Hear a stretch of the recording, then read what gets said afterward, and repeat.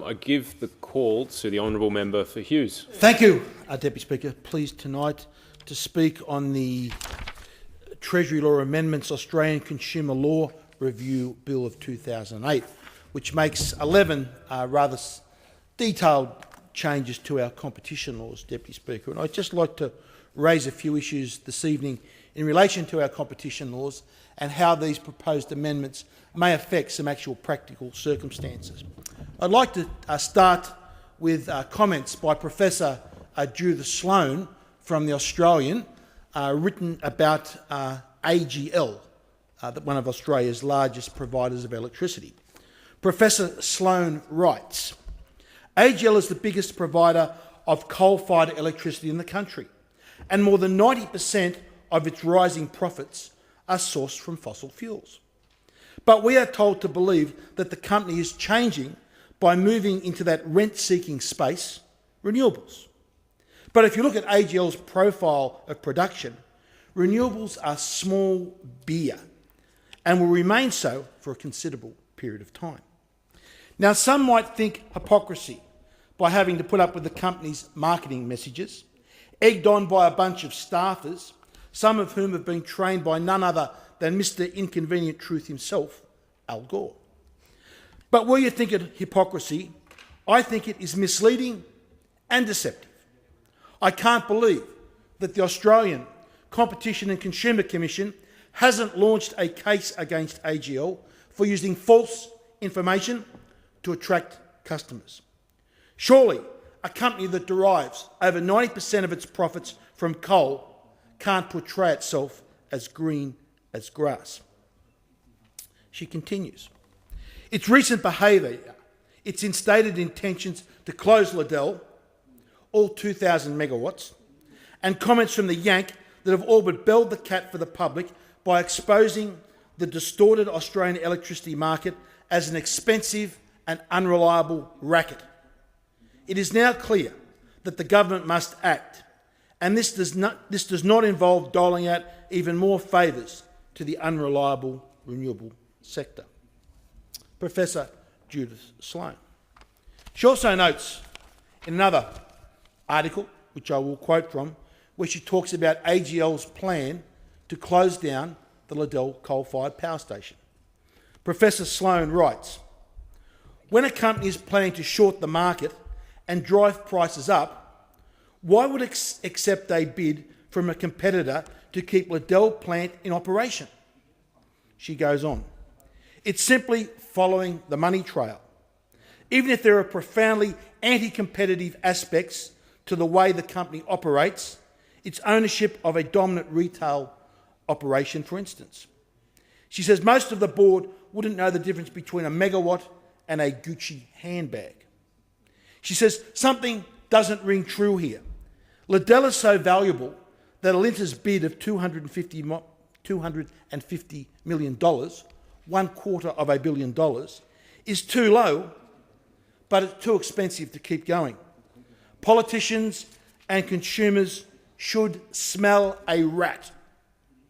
As events panned out, the ACCC was completely on the money, and AGL is simply exercising its full market power to take low-cost electricity out of the market and replace it with unreliable renewable energy as a small amount of expensive gas. Now, Deputy Speaker, that brings me to a case a decade ago about how competition law can deal with such anti-competitive conduct that was in Germany back in 2008.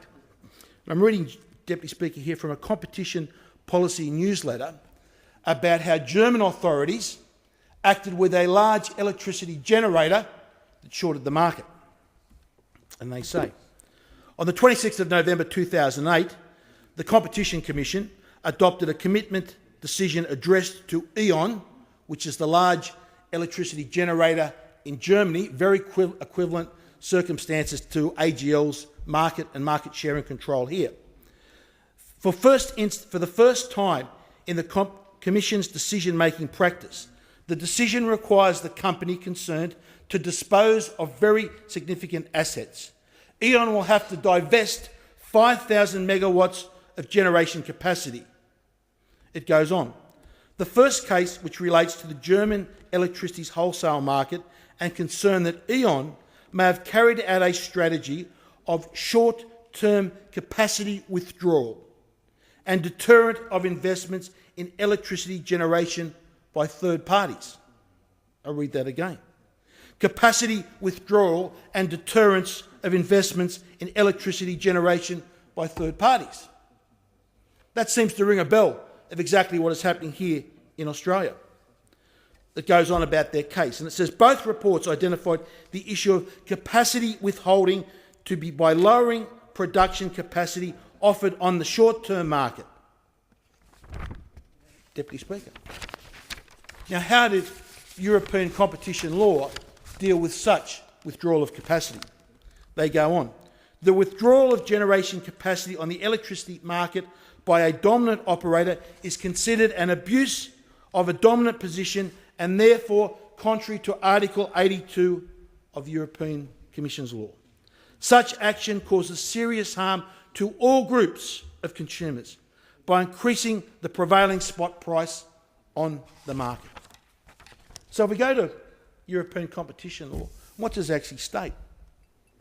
It says exactly, any abuse by one or more undertakings of a dominant position within the internal market shall be prohibited. And it goes on, such abuse in particular consists of, it talks about A, directly or indirectly imposing unfair purchasing or selling prices or other unfair trading conditions. But B, the critical one, limiting production, markets or technical development to the prejudice of consumers. So under European competition law, it is illegal, it is prohibited for a company with a dominant position to limit production to the prejudice of consumers. Now, Deputy Speaker, we have seen from the comments of Professor Sloan that Liddell's closing of that power station will limit production to the prejudice of consumers. Now, how will this work under Australian competition law?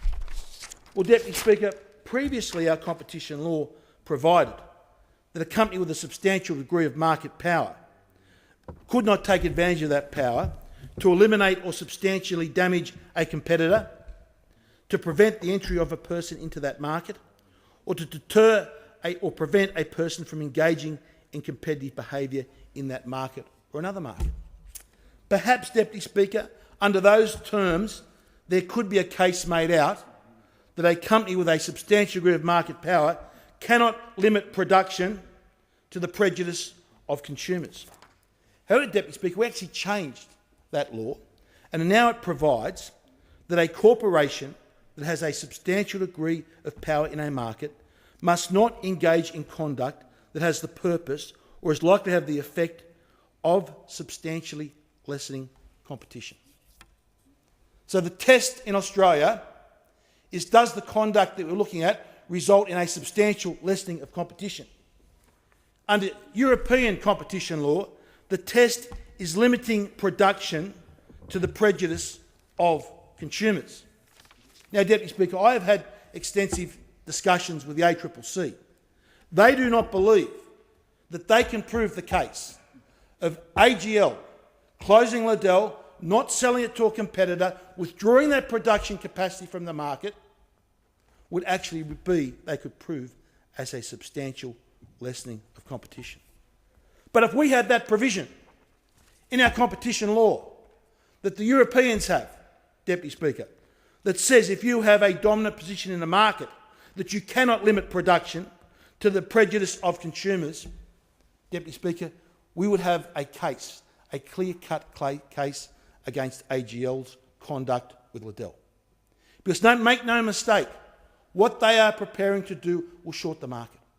They have put out, yes, they have put out a replacement plan, but how you can actually equate the extra capacity that they are putting in the market, how you can actually equate that to the closing of Liddell and not the closing of the Northern Power Station or the closing of the Hazelwood Power Station.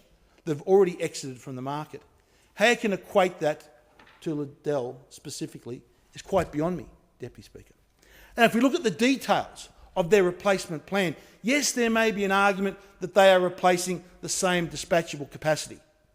But when you look at it, what they are planning to replace in dispatchable megawatt hours to the grid, their replacement plan actually will limit production by about 50%. Now, Deputy Speaker, we are not saying that AGL as a company should be forced to keep that plant open against their wishes. But if they have competitors in the market that are willing and able and prepared to buy that plant from them, I say, Deputy Speaker, they are actually engaging in conduct that will limit production, and it will be to the prejudice of consumers. And if our existing competition laws are not strong enough to find that conduct anti-competitive, Deputy Speaker, we need to have a close look at our competition laws and make a laser-like amendment to those laws, especially in the area of essential services. We cannot have companies, Deputy Speaker, that supply essential services. Electricity is one of those. We cannot run our factories, we cannot heat our homes, we cannot have the lights, our trains, our communication systems, Deputy Speaker, all running, our hospitals running, without reliable electricity being delivered to the grid. There is no other market, Deputy Speaker, that we should have a provision in our competition law that provides that a company that is a dominant position or has a substantial degree of market power can limit production to the prejudice of consumers. That is the plan that AGL have. And I call on this Parliament that we have an obligation to Australian consumers, we have an obligation to Australian industry to make sure they remain internationally competitive. And if AGL are continuing down this track, we should adopt those principles of European competition law. We can apply them specifically to essential services to ensure the conduct, the anti-competitive conduct that they are engaged in, and we give them a very clear message that this Parliament and this country will not accept that. With that, Deputy Speaker, this bill makes 11 amendments to our competition laws, which I could go through them all. But for brevity, Deputy Speaker, I commend them. I commend this bill to the House.